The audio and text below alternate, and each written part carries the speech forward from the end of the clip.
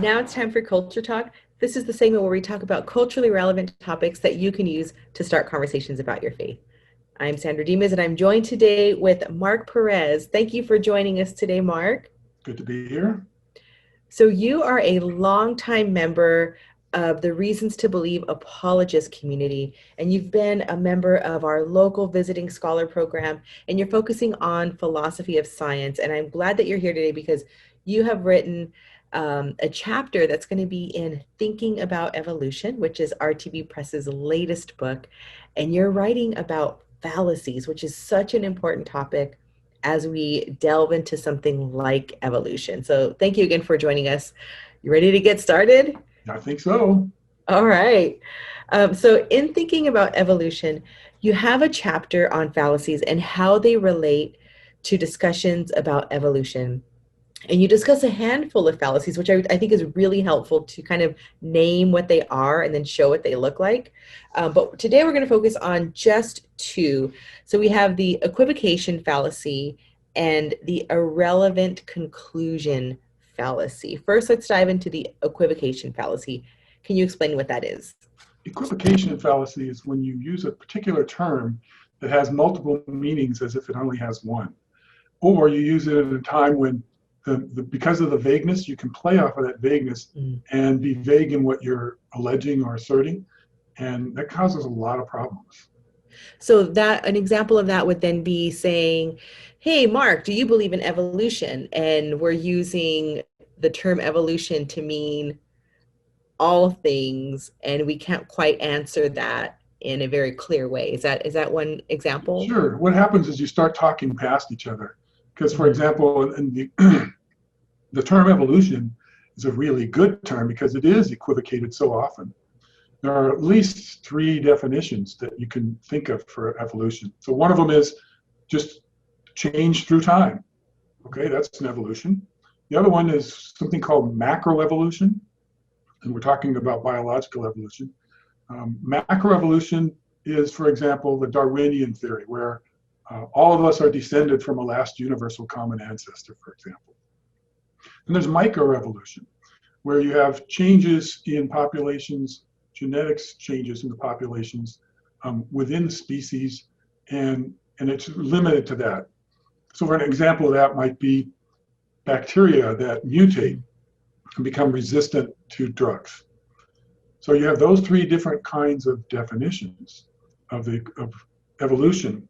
And one of the things that happens in popular media and particularly in cultural discussions is that someone will make a really wild claim and say, well, evolution is a fact. Mm-hmm. Well, what do you mean by that? As soon as they say that without specifying which one of those three definitions they're talking about, they have just equivocated. And then when somebody disputes what they're saying, who knows what they're disputing? Right. And I think that's important because that is a challenge that that people will bring up to Christians and say, well, you don't believe in evolution. And some might just say, well, yeah, you're right, I don't believe in evolution. And some might say, let's define what we mean. And I think that's Exactly. very, very helpful because then you're agreeing to something that hasn't been defined. And so you're no longer on common ground when you're talking about this term. Sure. So yeah, I mean, I think that definitely does come up. I've been asked that question. I don't know if you've been asked that question, but I have. Do you believe in Yeah. evolution? And I was nervous, but I think now I'm much more equipped to answer that question and say, well, let's talk about the different types of evolution, the types that we have evidence for, and the types that are still somewhat unsettled, and then go from there. Sure. I mean, you have those three that are very easy. A Christian, for example, could easily say, yeah, I agree with microevolution. It's obvious that bacteria mutate and become resistant to drugs. And I believe that that change through time counts for evolution. I mean, we see that in the fossil record. But what I don't believe is the evolution that says that we all are descended from some last universal common ancestor. Let's talk about that. Right. Yeah. And that's a great distinction. So now let's move on to the other fallacy that you discuss in this chapter, and that's the irrelevant conclusion fallacy. So let's define what that is first. The irrelevant conclusion fallacy is the mistaken reasoning in which you shift the conclusion. In other words, if somebody posits a particular conclusion, you try to answer it, or you pretend you're answering it, and actually you come up with a different conclusion that's irrelevant to the first one. For example, you have about 560 million years ago, plus or minus, you have something called the Cambrian explosion. And the Cambrian explosion is a sudden burst of body plans that occurred in creatures all over the world.